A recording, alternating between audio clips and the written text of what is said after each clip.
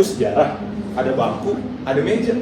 Buat apa ya? Kayaknya kita mau buat podcast deh, Jo. Buat podcast, tapi Ada kamera. ini kamera siapa ya guys ya? Dipasang kayak gini. Apa jangan-jangan kita beneran podcast lagi? Tapi hostnya mana, Jo? Iya benar juga, nggak ada hostnya ya. Apa kita duduk aja kali ya? Iya boleh nih. Barangkali nanti hostnya langsung datang. Hai para pendengar semua, kembali lagi di Sejarah Nusantara Podcast. Kembali lagi di podcast paling seru, paling kece, paling asik di satu Indonesia. Oke, kembali lagi dengan saya Natasha. Narasumber kita, saya Lagi Suaryanti. Saya Johannes Profesor Simangso. Dan kira-kira ada yang bisa nebak gak kita bakal bahas apa di podcast kali ini? Aduh, aku nggak tahu lagi bahas apa ya. Oke, langsung aja ya. Kita bakal bahas Republik Maluku Selatan atau yang disebut dengan RMS. Oke, Nat. Jadi aku di sini mau ngejelasin. Mungkin buat para pendengar, mungkin udah mulai tahu nih apa itu RMS. Jadi aku mau ngasih tahu secara singkat. RMS itu adalah Republik Maluku Selatan, teman-teman. Tapi mungkin teman-teman cuma tahu hanya singkatannya aja nih. Jadi di sini kami bakal ngejelasin apa itu RMS dan kenapa gerakan ini bisa muncul. Oke, langsung aja kita mulai di Sejarah Nusantara Podcast. Oke, mungkin langsung aja ya. Oke, Jo, mungkin kita dari awal dulu ya. Sebenarnya apa sih Republik Maluku Selatan itu? Oke, Natasha. Jadi RMS atau Republik Maluku Selatan ini merupakan gerakan separatisme, di mana gerakan ini tuh dilarang sama pemerintah di Indonesia. RMS ini tuh berdiri pada tanggal 25 April 1950, di mana gerakan ini muncul di bagian wilayah Maluku Selatan yang mencakup wilayah Seram dan sebagainya. Oh, berarti RMS ini tuh terjadi setelah Indonesia merdeka ya? Ya, benar Mas ya. Jadi RMS ini tuh terjadi setelah Indonesia merdeka, di mana terjadinya itu pada tanggal 25 April 1949, di mana RMS ini tuh berdiri karena dia tidak menyetujui pembentukan dari Republik Indonesia Serikat. Seperti itu Natasha. Nah, lalu kenapa sih muncul gerakan RMS ini? Jadi muncul gerakan RMS ini seperti yang tadi saya sudah bilang. Jadi ini merupakan ada beberapa kaum-kaum elit di Maluku di mana dia tidak setuju dengan pembentukan Republik Indonesia Serikat ini, di mana mereka berpikir kalau misalnya pembentukan Republik Indonesia Serikat ini tidak memiliki benefit atau manfaat yang baik bagi dia dan bagi tentara-tentara asal Maluku yang mendukung Belanda atau bisa disebut sebagai Kenil. Mereka tuh merasa takut kalau misalnya Maluku bersatu dengan Republik Indonesia Serikat, karena dapat menyebabkan pemerintah bisa melakukan hal-hal yang semena-mena terhadap bangsa atau tentara-tentara Kenil ini. Seperti itu kata saya. Jadi mereka tuh tidak setuju karena mereka tuh merasa lebih aman atau kayak lebih punya jaminan kalau misalnya mereka berdiri sendiri aja.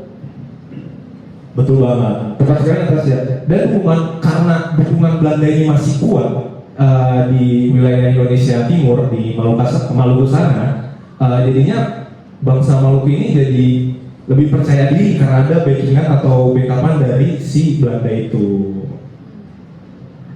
Oke, lanjut nih. Terus gimana sih caranya RMS ini berdiri? Terus ada tokoh yang memimpin dari RMS ini kan pasti? Iya, tokohnya ini tokoh utamanya adalah DR Chris Somokil. Dia ini adalah mantan Jaksa Agung Republik Indonesia Timur pada tanggal 25 April 1950. Dia memproklamasikan berdirinya Republik Maluku Selatan di Ambon. Setelah itu dia membentuk pemerintahan sendiri dan menyatakan tidak tunduk pada Jakarta. Dia tidak tunduk pada Jakarta tuh berarti pasti pemerintahan pusatnya maha besar dong ya? Iya benar, pemerintah Indonesia di bawah Presiden Soekarno menganggap RMS itu sebagai pemberontakan terhadap negara. Maka dikirimlah pasukan dari TNI ke Ambon untuk menumpas gerakan itu. Tapi berarti tuh sempat ada perang nggak sih di sana, Gis? Betul, konflik ini berlangsung cukup sengit pada tahun 1950. Pasukan RMS bertahan di Ambon selama beberapa bulan sebelum akhirnya pasukan Indonesia berhasil menguasai kota. Tapi sisa-sisa RMS kemudian melarikan diri ke pedalaman Seram dan terus melakukan perlawanan gerilya selama beberapa tahun. Berarti kayak setelah 1950 tuh RMS tuh nggak langsung hilang gitu aja ya? Belum, bahkan DR Somokil ini sempat bersembunyi selama bertahun-tahun sebelum akhirnya tertangkap pada 1963 dan dieksekusinya pada 1966. Tapi aku tuh pernah denger gitu ya, kalau misalnya RMS ini tuh pernah eksis juga nih di luar negeri, terutama di Belanda. Itu tuh gimana sih ceritanya bisa eksis kayak gitu di Belanda? Oke, Natasha. Jadi setelah tadi dijelasin sama Agis, kalau misalnya tentara Belanda atau Knil yang berusaha memperjuangkan RMS di Maluku itu mengalami kekalahan telak. Nah, karena kalahnya orang-orang Maluku di sana, akhirnya Belanda mengajak tentara-tentara Knil, tentara-tentara orang-orang Maluku dibawa untuk mengasihkan diri ke Belanda untuk nanti di sana juga orang-orang Maluku itu dia bakal mendirikan pemerintahan secara tidak langsung di sana. Nah berarti RMS tuh dilanjutin di sana ya gitu? Benar, mereka tuh membentuk semacam pemerintahan RMS dalam pengasingan di Belanda sana.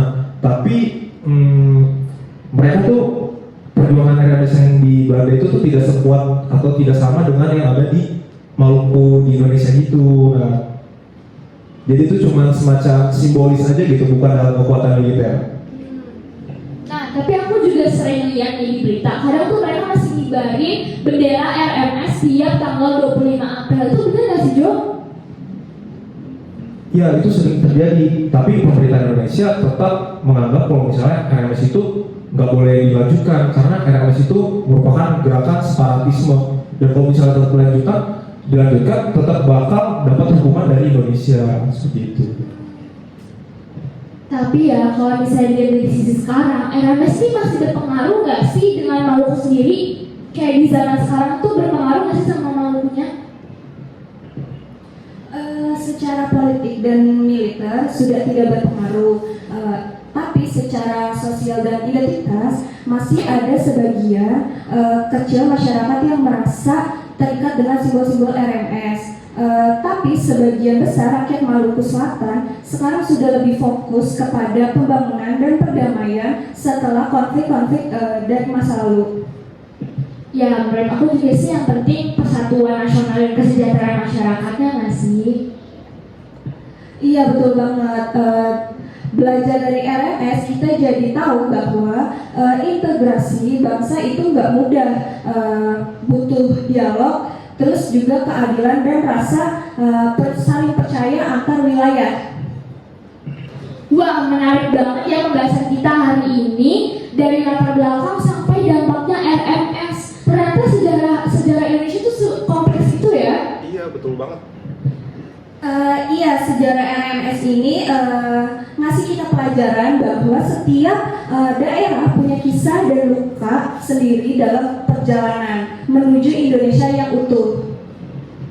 Nah, terima kasih buat Johannes dan Anggi sudah berbagi insight dengan sejarah Indonesia hari ini. Buat pendengar, jangan lupa untuk follow sejarah